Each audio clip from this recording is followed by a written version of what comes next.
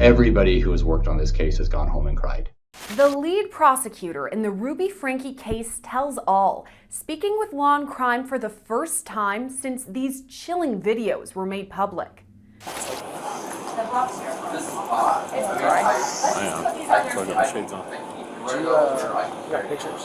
I'll take more. If you want me to send them to you. Washington County Attorney Eric Clark tells us the case is unlike anything he's ever seen before.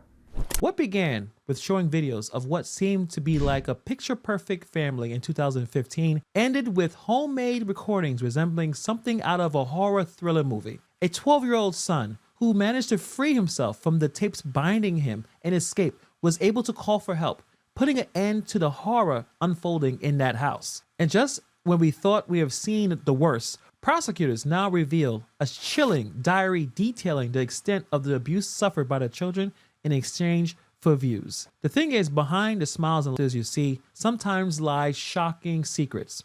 Family YouTube channels may seem to depict the perfect life, but it's not always what it seems. Actually, quite often, it's not what it seems. And some parents are willing to do anything, cross unimaginable boundaries in order to boost their clicks and views. This is the case of Ruby Franke and how sinister YouTube family channels can be. On May 8th, 2022, Ruby Franke posted a photo alongside 5 of her 6 children. She captioned it by saying being a great mother was her greatest joy. But just over a year later, on August 30th, 2023, the police got a call from a neighbor. They said that there was a scared 12-year-old boy at their door asking for help. He had tape on his wrists and ankles. He was hungry, thirsty, and very frightened. Clearly, he had been held captive and was covered in wounds. Soon after, the police arrived in the fancy neighborhood where Franke lived, a nice area on the outskirts of St. George in southern Utah, and arrested her and her partner, Jody Hildebrandt, a 54-year-old mental health counselor who charged up to $3,000 per session. They had a YouTube channel together called Connections where they gave parenting tips and lifestyle advice. Isn't that ironic? The thing is, instead of hiding their toxic behavior and abuses, they shared them online for years and became extremely popular. Ruby Franke posted videos on 8 Passengers, a YouTube channel with 2.3 million subscribers at one point. In one video, her teenage son admits that he didn't have a bathroom for 7 months and had to sleep on a beanbag as punishment. In another video, she defends not packing lunch for her 6-year-old daughter, Eve, after forgetting it at home. I trust that no one intervenes and gives her food, Franke said. But her public confessions only stirred up intense controversy and angry criticism from some of her millions of followers on social media. Franke even went as far as giving TV interviews and talking about her unique way of raising her children. She even let her partner join in on the abuse, kicking the kids with boots on and holding one kid's head underwater. The youngest, a 6-year-old, was left isolated for long periods and made to run barefoot on dirt roads. What the hell is wrong with this woman? When the police found them, they were so malnourished that they had to be rushed to the hospital immediately, with deep wounds from being bound with duct tape.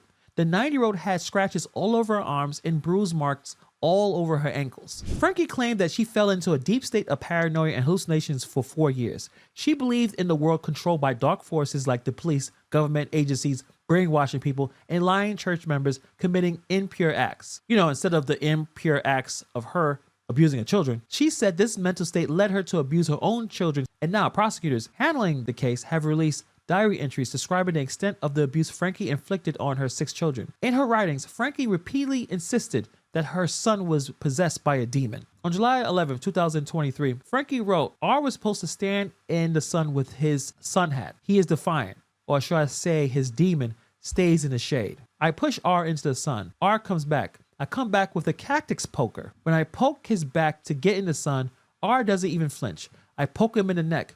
He is in a trance and doesn't appear to feel anything. Jody taps him on the cheeks to wake him up. Franke also wrote that same day that they pushed her son into the pool and forcibly covered his nose and mouth with her hand. She wrote that she did it to help the child. In another entry, Franke called her daughter a manipulator and described how she forced her to stand in the rain for 2 hours. In another part of the diary, this mother noted that she deprived her children of food and water and shaved their heads as punishment, besides making them sleep outdoors. Meanwhile, images posted on her social media show the kitchen and pantry was stocked full of food. The pictures shown in court revealed the fragile, emaciated bodies of the children covered in cuts, bruises, and scars. The police also found a small room in the basement of the house, locked from the outside, where they discovered a rope used to tie up the children and adult diapers. After her arrest, YouTube took strong action by banning Franke from the platform and deleting her other 2 channels associated with her. In February, she pleaded guilty to 4 counts of severe child abuse. Before the judge handed down the sentence, which would keep her in prison for decades, Franke tearfully apologized to her children for the physical and emotional damage caused by her terrible abuses. And although she's making headlines for this terrible act of abusing her children, the truth is that even before, Ruby Franke was already well known in a lucrative world of family parenting videos, which leads us to another highly controversial topic: family YouTube channels. I'll tell you right now, I'm not a big fan of them. Many parents have found YouTube a way to generate income by sharing their domestic life through vlogs. While it may initially seem like a harmless activity, what's more disturbing is that somehow these parents consider it acceptable to subject their own children to constant stress solely for the purpose of increasing views and monetary benefits. In my opinion, it's extremely sick to excessively expose defensive minors to millions of strangers on the internet. The mere act of exposure is an act of irresponsibility and cruelty. These parents expose them to public ridicule, malicious comments, harassment, all for clicks and views and money. The sad truth is that this isn't by any means the first time something like this has happened. In 2017, the YouTube world was rocked by a scandal that questioned the ethical boundaries of some family channels. The case of Toy Freaks and its creator, Gregory Chisholm, sparked outrage over child abuse hidden under the guise of viral content. Toy Freaks was a channel with millions of subscribers based on videos that a single father filmed with his 2 young daughters, both under the age of 10 years old. What initially seemed like a harmless family clips soon turned into increasingly disturbing and questionable content. In the most criticized videos, seen forcing his daughters to act out cruel and inappropriate situations just to get more clicks and views. The girls were coerced into wetting themselves, spitting on each other, or ingesting and vomiting objects like crayons. There was even one controversial clip where one of these girls appeared with loose, bleeding teeth in a scene that many deemed sadistic. Chisholm also uploaded videos where he scared his daughters with terrifying masks, made them eat disgusting food until they vomit, or played cruel pranks like throwing a live frog at them while they were having a bath. This content became so disgusting and uncomfortable that tons of users reported this man for exploiting and making money off of his children's suffering. Toy Freaks didn't start out with such a messed up intention. In a 2015 interview, Chisholm himself said that he started with simple family videos until he figured out what would go viral. He noticed that some videos got more views than others, so he focused on that, analyzed each video's success, and tried to copy it. So, in his mind, abusing and humiliating his kids became a key to his success. This caused a huge uproar with the accusations of child abuse, which eventually got Chisholm kicked off of YouTube in 2017. The idea that some parents are willing to do anything, even if it means exposing and abusing their young kids just to make money, just to become famous. In the same year, the spotlight turned to another creator, Daddy05 channel. This was the nickname used by Michael Martin, a dad from Maryland, USA, who, along with his wife, Heather, known as Mommy05, supposedly uploaded fun family videos featuring their 5 kids. But what seems to be a harmless content soon turned into a real shocker that outraged everybody. In a controversial video, the Martins were seen destroying their kids' stuff, insulting them, and making them cry. The main victims were Michael's 2 youngest kids, who were 11 and 9 at the time. The parents' cruel pranks included breaking their toys, yelling at them, or pushing them while filming. Authorities stepped in after the public outcry, and eventually the parents admitted to 2 counts of child neglect in 2017, and they both lost custody of those 2 children. And what is really disgusting about all this, despite the abuse, despite kids being taken away, the Martins didn't leave YouTube. Instead, they renamed their channel to Family05 and tried to continue as viral content creators. It wasn't until July 2018 when the platform finally decided to shut down their account for good. Cases like this is just disgusting, shocking, and outrageous.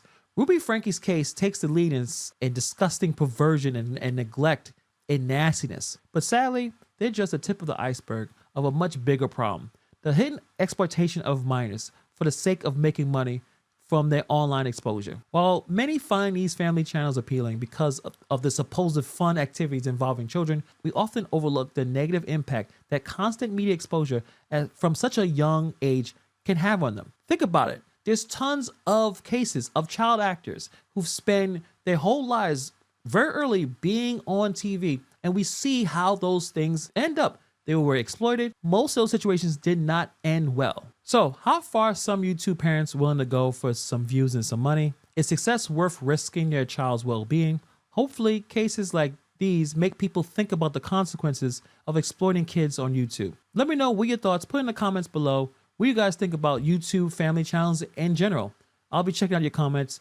Thank you for taking time to watch this video, and I'll see you guys in the next video.